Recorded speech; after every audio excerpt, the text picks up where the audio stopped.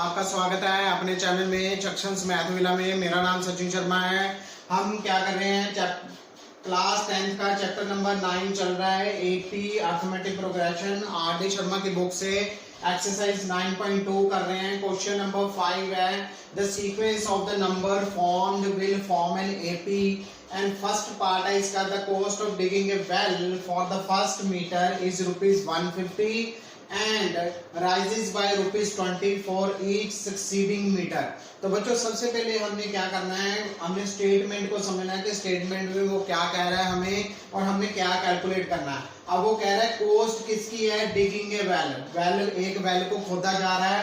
खोदने के जब खोदा है उसको तो फर्स्ट मीटर हुआ है, तो फर्स्ट मीटर की कॉस्ट उसने क्या बताई है, 150 बताई है। मतलब अगर हम कुआं खोद रहे हैं, कुएं को जब हम डिग करते हैं तो 1 मीटर जब खोदा जाता है तो 150 उसकी कॉस्ट है।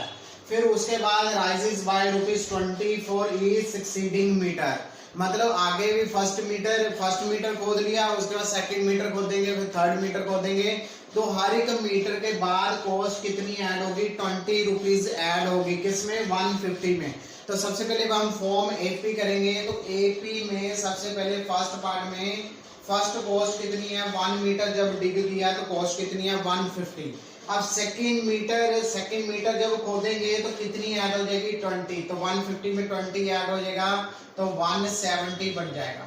अब 170 के बाद थर्ड मीटर जब खोदेंगे, डिग करेंगे तो 20 फिर ऐड होगा, तो इसमें 20 ऐड हो गया तो 190 बन गया।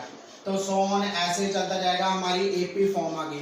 अब हमने देखना है कि एपी जो फॉर्म हो रही है वो एपी ही है एक्चुअल में कि एपी नहीं है। अब इसमें ए क्या है हमारे पास, ए है 150।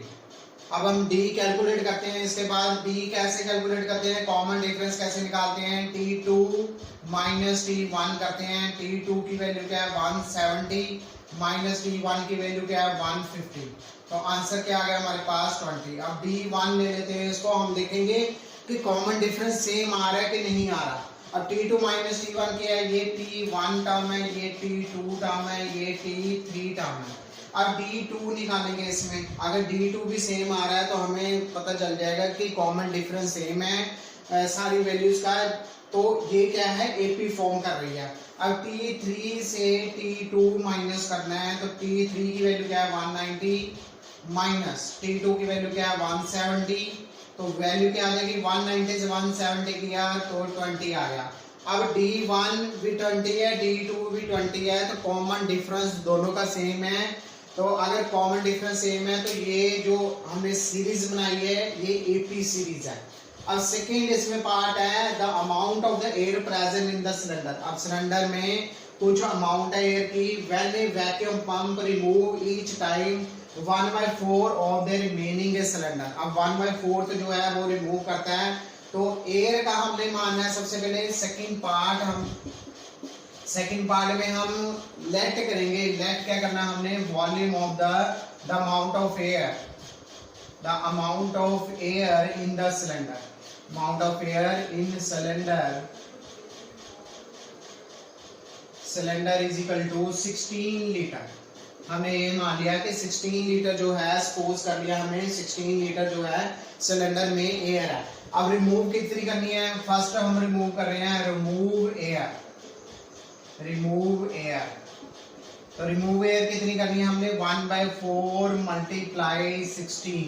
तो ये 16 जो है ये इसको हम लिख लेते हैं A1।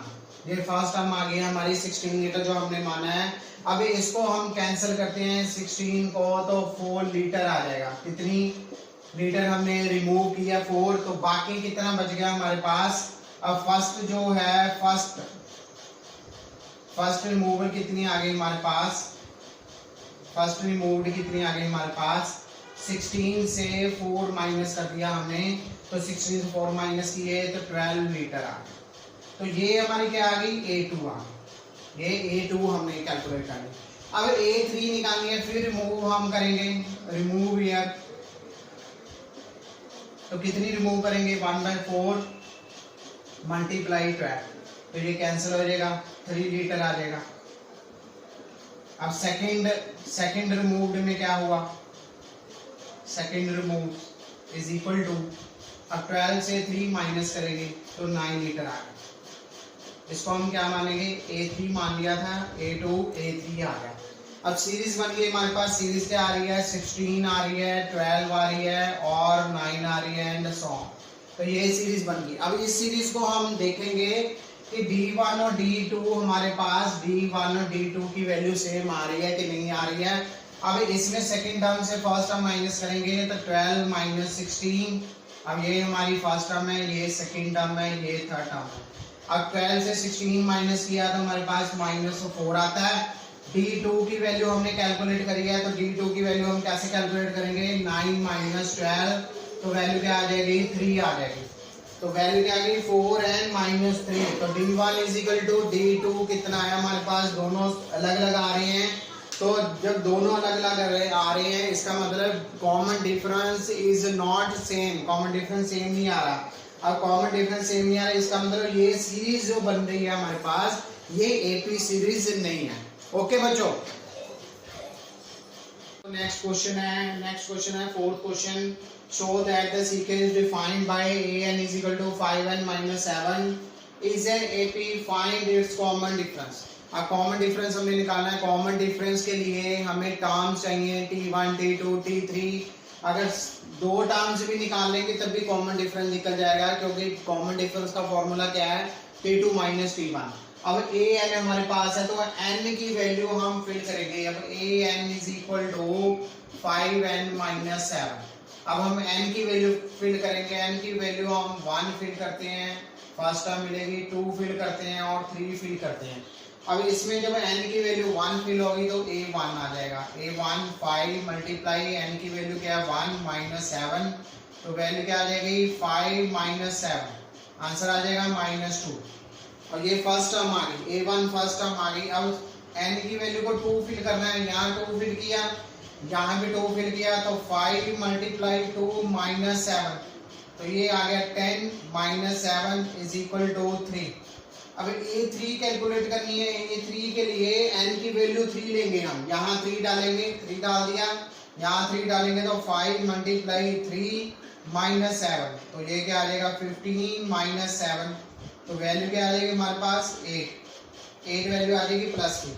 अब सीरीज क्या बन गई हमारे पास, -2 3 और 8, ये सीरीज बन गई हमारे पास। अब ये सीरीज हमने वैल्यू फिल करके बना दी 1 2 एंड 3 n की वैल्यू को, तो ये सीरीज बन गई एपी सीरीज। अब एपी सीरीज बन गई है तो डी निकालेंगे। डी निकालने के लिए हमें T2 माइनस T1 चाहिए। अब सेकंड टर्म चाहिए, तो ये कितनी टर्म्स है 1 2 एंड 3। अब 3 टर्म्स है तो 3 टर्म्स से T2 माइनस T1 करेगा। T2 की वैल्यू क्या है हमारे पास 3, अब ये वाला माइनस T1 माइनस 2, तो दोनों प्लस हो जाएंगे। 3 minus minus plus 2 is equal to 5, तो ये 5 आंसर आ जाएगा। डी की वैल्यू आ गई हमारे पास। अब डी ही हमने निकालना था, इसमें फाइंड दिस कॉमन डिफरेंस निकालना था, कॉमन डिफरेंस हमने निकाल लिया। तो कॉमन डिफरेंस की वैल्यू सेम आएगी। अब 8 से 3 माइनस करेंगे तो 5 आएगा, मतलब कॉमन डिफरेंस सेम है, तो ये क्या बन गया एपी बन गया। उसने लिखा भी हो show that the sequence defined by an is equal to 5n minus 7 is an AP। उसने दिया हुआ है कि AP है, शो करना है AP है and find its common difference. अब कॉमन डिफरेंस हमने कैलकुलेट कर लिया, अब इसको हम D1 लिख देते हैं। अब D2 कैलकुलेट करनी है तो same T3 minus 8 minus 3 is equal to 5, तो ये AP भी पता चल गया कि AP है। हमने AP भी शो करती कि an is equal to 5n minus 7 है, वो AP है, तो दोनों के 5 आंसर आ रहा है, कॉमन डिफरेंस सेम है, तो AP बन गया और कॉमन डिफरेंस भी हमने कैलकुलेट कर लिया, 5 आ गया। ओके, नेक्स्ट क्वेश्चन है fifth question, exercise 9.2 R D Sharma की बुक से हम AP कर रहे हैं, अरिथमेटिक प्रोग्रेशन, चैप्टर नंबर 9 है। तो फिफ्थ क्वेश्चन है चैप्टर नंबर 9 का, show that the sequence defined by an is equal to 3n square minus 5 is not an AP। अब इसको हमने प्रूव करना है कि ये AP नहीं है। तो AP के लिए हमने सबसे पहले टर्म्स निकालनी है, तो an is equal to 3n square minus 5, तो पुट करेंगे n की वैल्यू को 1 2 एंड 3 एंड सो ऑन। तो a1 निकालेंगे, n की वैल्यू 1 फिल करेगी तो n1 is equal to 3, 1 fill किया -5, तो 1 का स्क्वायर 1 ही होता है, तो 3 multiply 1 minus 5 is equal to 3 minus 5 is equal to -2। अब -2 क्यों आया, क्योंकि बड़ी टर्म करके माइनस का साइन है इसलिए माइनस आया। अब A2 कैलकुलेट करनी है सेकंड टर्म कैलकुलेट करने के लिए हम यहाँ n की जगह 2 लिखेंगे और यहाँ भी 2 आएगा हमारे पास -5। तो 3 मल्टीप्लाई 2 का स्क्वायर कितना होता है, 2 का स्क्वायर होता है 2 मल्टीप्लाई 2 4, तो यहाँ 4 आ जाएगा -5, तो ये 12 बन गया, 12 माइनस 5 इज इक्वल टू 7। तो ये सेकंड टर्म की वैल्यू क्या आ गई, 7 आ गई। अब थर्ड टर्म कैलकुलेट करनी है तो A3 is equal to 3 multiply 3 का square -5 is equal to 3 multiply 3 का स्क्वायर क्या हो गया, 3 मल्टीप्लाई 3 9, तो 9 आ गया, -5 आ गया, तो 9 मल्टीप्लाई 3 27 -5 तो 22 वैल्यू आ जाएगी हमारे पास। ठीक है, 27 से 5 माइनस किया 22।